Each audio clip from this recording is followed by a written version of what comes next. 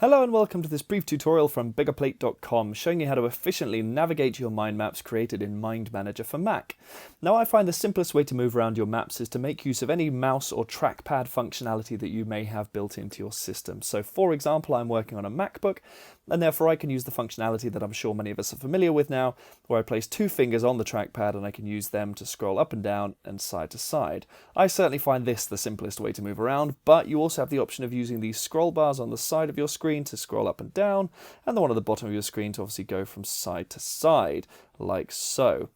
You can also make use of your cursor. If you click whilst the cursor is stationary, you'll see you get this little fist icon and you could pull the map around, but note the cursor has to be still before you click, otherwise you'll end up creating a highlighting box like so.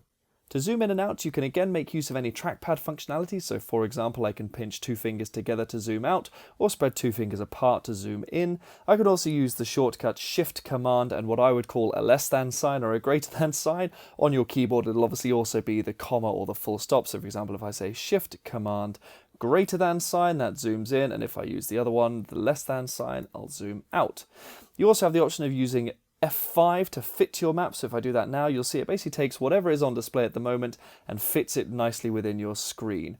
Finally, you also have the option up here. If you come to your top toolbar and click View, you'll see there's also a little zoom menu here. And here I can select some preset percentages. I can use the zoom in and out button, or again, this fit map option. Hopefully that's all you need to start efficiently navigating your MindManager for Mac mind maps. For more MindManager templates, tutorials, and training, visit Biggerplate.com.